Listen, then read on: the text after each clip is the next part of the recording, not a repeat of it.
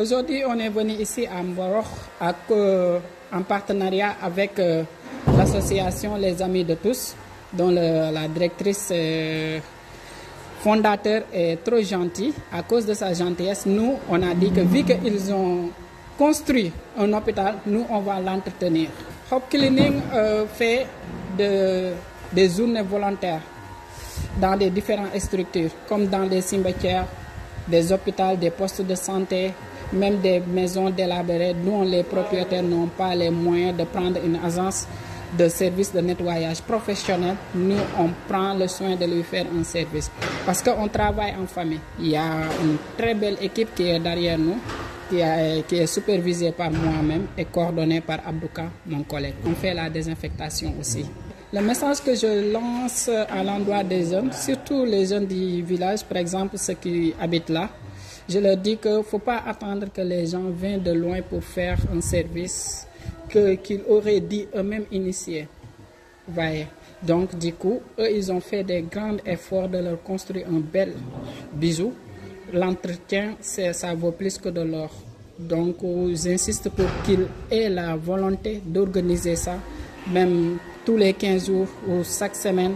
Bon, ça dépend de leur disponibilité pour le faire, quoi. Effectivement, là actuellement, nous sommes dans notre première édition et on souhaite que ça grandisse. À chaque 6 mois, chaque 3 mois ou chaque année, on va passer une fois pour faire le nettoyage total et désinfectation de l'hôpital. Et on vise aussi d'autres structures qui se trouvent dans les villages endroits d'environ tout. C'est une journée vraiment qu'on avait prévu de le faire. Mais bon, c'est aujourd'hui que Dieu a fait cette journée-là. Bon, on remercie l'entreprise là et Aïssatou, la coordinatrice. Parce qu'ils ont vu Aïssatou, ils ont parlé avec Aïssatou, c'est Aïssatou qui est l'initiatrice. Donc après, ils sont venus faire le nettoyage. Bon, on les remercie beaucoup. On dit aussi aux jeunes du village aussi de ne pas baisser les bras sur ça.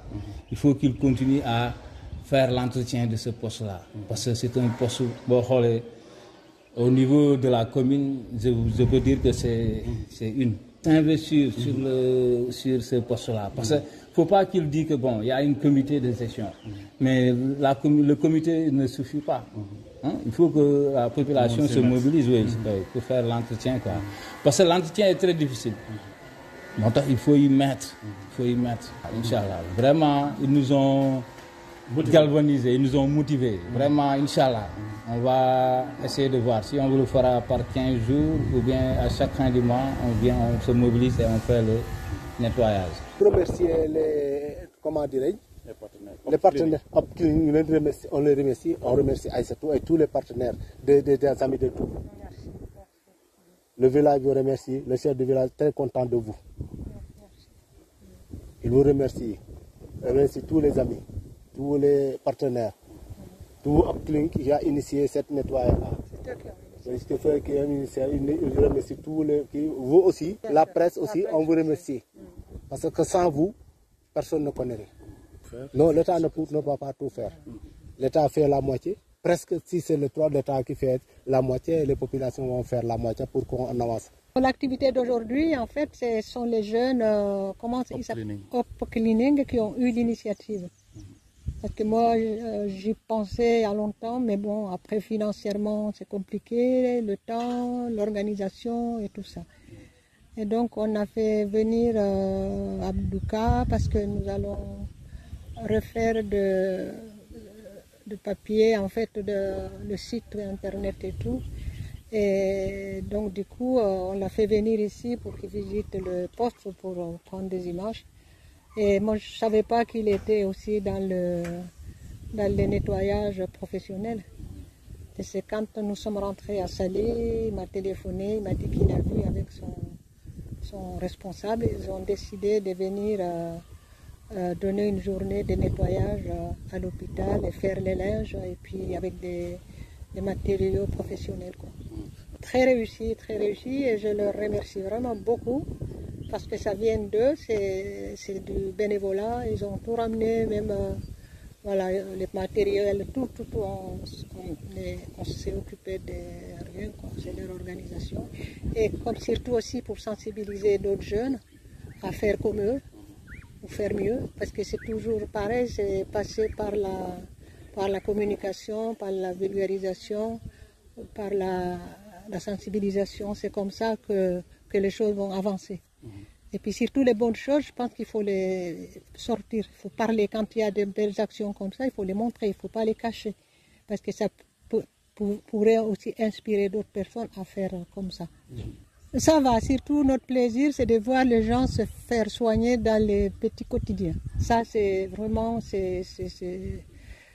tous ceux qui ont participé à l'élaboration de ce poste, eh ben, franchement, je leur dis bravo. Parce que c'est comme, en fait, il faut toujours se mettre à la place de l'autre. Il faut toujours se mettre à la place du malade. Si moi je suis malade, si on me soigne, si on m'écoute, qu'est-ce que je ressens? Est-ce que je suis content ou pas? C'est ça, c'est tout simple. Hein? C'est-à-dire ce qu'on veut que les autres fassent pour nous, c'est ça normalement qu'on doit faire pour l'autre aussi, dans la mesure du possible. Donc nous, la joie que nous avons, y compris surtout les bénévoles de l'association, tous ceux qui ont participé, de loin, de près, petits ou grands, eh bien, leur plaisir, c'est de voir que les gens peuvent se faire soigner. Les mamans accouchent dans de bonnes conditions, il y a une bonne prise en charge. Je remercie également les personnels de soins, parce qu'ils sont là, c'est pas facile. Voilà, avec peu, ils arrivent à faire beaucoup de grandes choses.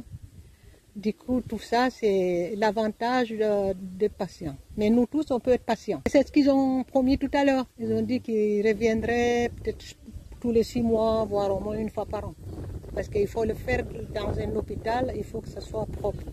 Parce qu'il y a beaucoup de bactéries, de microbes qui circulent et qui ne sont pas visibles à l'œil nu. Donc, il faut de la propreté. Il faut vraiment de l'hygiène plus. Et c'est vrai que nous, désolé de dire, parce qu'il faut dire les choses qui vont et qui ne vont pas. Parce que si on parle que de bonnes choses, les mauvaises choses, on les cache, ça ne nous mène pas à l'avant.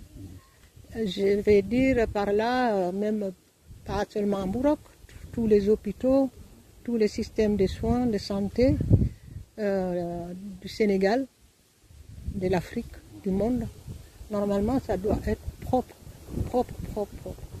Parce que si vous êtes malade, vous venez dans un lieu qui est sale, vous allez contracter une autre maladie, plus la vôtre, et ça fait plus.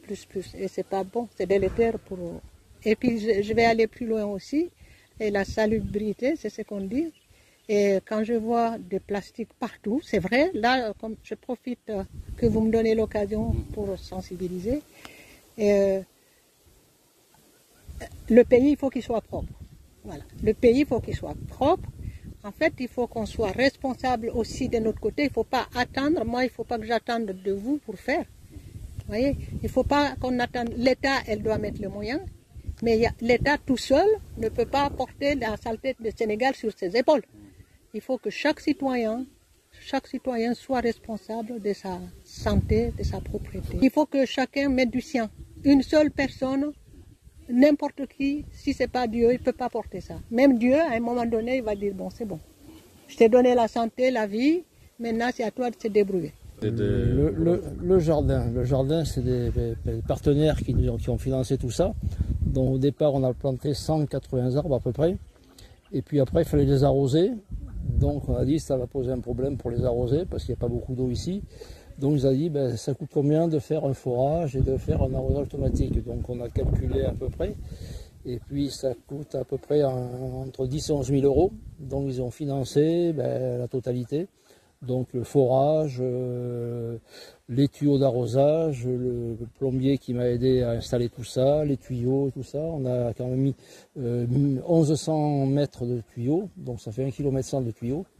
Et puis on a mis aussi